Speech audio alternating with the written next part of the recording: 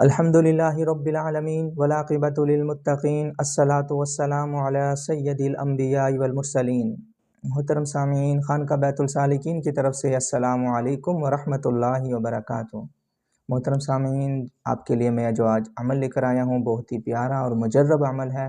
آپ نے کرنا کیا ہے، اول اور آخر درود شریف پڑھنی ہے اور سورۃ النوح آیت نمبر 12 اس کا ورد رکھنا ہے۔ اعوذ باللہ من الشیطان الرجیم، بسم اللہ الرحمن الرحیم۔